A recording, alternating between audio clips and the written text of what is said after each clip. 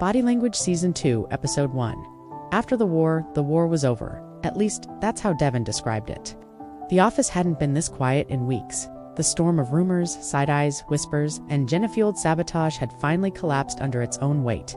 When Ethan said those words loud enough for everyone to hear, "because I care about Fiona," the phrase still lingered in the fluorescent air like the smell of burnt coffee. Fiona Belmont sat at her desk pretending to type an email, when in reality she was just replaying it again and again and again.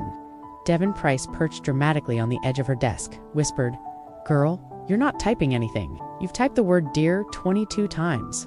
Do you plan on writing to every member of the royal family?" Fiona groaned, hitting backspace until her email was a graveyard of DS, ES, S, and RS. "Devon, please, I'm trying to look normal."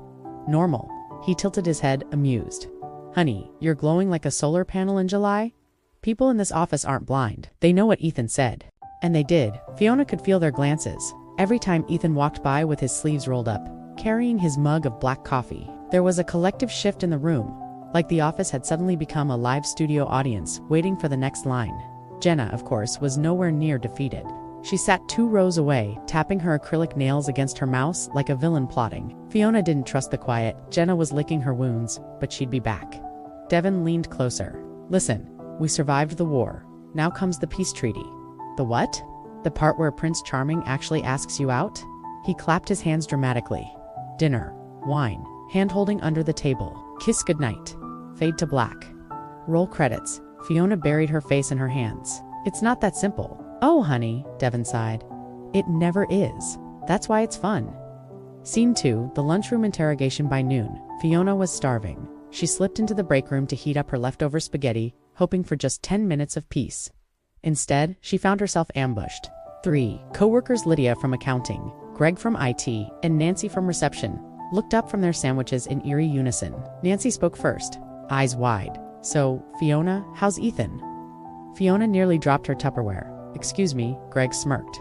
"You know Ethan, Mr. Taldark and handsome, who declared his love for you in front of the whole office like some kind of Netflix romcom finale?" Lydia leaned forward, whispering, "It was the most exciting thing that's ever happened here. Don't ruin this for us." Fiona stammered, cheeks burning. "We're just friends." The 3 coworkers groaned in unison like an audience denied a plot twist. Nancy shook her head, muttering, "She's gonna ruin the 3rd act." Just then, Ethan walked in, oblivious. He smiled at Fiona, soft, warm, devastating. "Hey," he said casually, as if he hadn't appended her entire world days ago. "Hey," Fiona whispered, spaghetti forgotten. The lunchroom went dead silent. The tension could have been sliced with a butter knife. Lydia audibly gasped when Ethan reached past Fiona to grab a soda and Devon. Devon chose that exact moment to burst into the room, clapping his hands like a stage director. "All right, everybody out," he shouted. "You vultures have had your fun. This is not The Bachelor. Exit stage left." The coworkers scattered like pigeons. Fiona shot him a look. "Really?" Devon shrugged. "What?" "I like a private rehearsal space." Scene 3, Devon's peace treaty party that evening. Devon insisted on throwing what he called a ceasefire cocktail hour. He dragged Fiona to his apartment, a small but stylish shoebox decorated with framed Broadway posters, fairy lights, and a suspicious number of scented candles.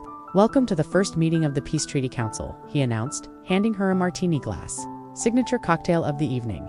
The Jenna sour, bitter, with a fake cherry on top. Fiona rolled her eyes but took a sip. It was surprisingly good. Devon plopped onto the couch beside her, curling his legs under him like a cat. "So, Ethan, when's the date?" "There's no date," Fiona muttered. "There will be," Devon said confidently. "Trust me. That man didn't risk office gossip and Jenna's wrath just to keep sitting in silence next to the printer." Fiona laughed despite herself. "You make it sound like a war crime." "It was a war crime," Devon said solemnly. "And you, my dear, are the spoils of war." They both burst into laughter, the sound echoing off his fairy lights. But deep down, Fiona knew Devon was right. The war was over. The next chapter had to begin. Scene 4. The elevator moment. The next morning, Fiona found herself in the elevator with Ethan. Just the 2 of them. No Devon, no coworkers, no prying eyes.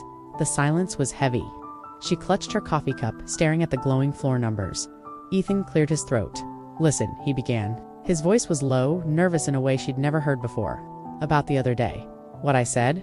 I meant it." Fiona's heart stopped. Her pulse thundered in her ears. He glanced at her, almost shy. but I don't want to make things harder for you at work, so if you'd rather I didn't. The elevator dinged. The doors slid open.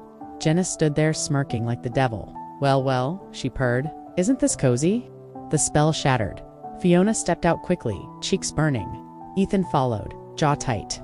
Jenna's laughter echoed down the hall like a warning bell. The war was over. Yes, but Fiona knew one thing for certain. The enemy wasn't done fighting. Closing narration that night, Fiona lay in bed, staring at the ceiling. Her heart was caught between terror and hope. Devon was right, the peace treaty wasn't the end. It was just the beginning. Because if the war had been about whispers and rumors, what came next would be about choices, real ones. And the scariest part of all, she wanted Ethan to make one. Hit that like button and don't forget to subscribe. Brace yourself for what comes next. Till next time. In our next chapter, body language, are you fluent?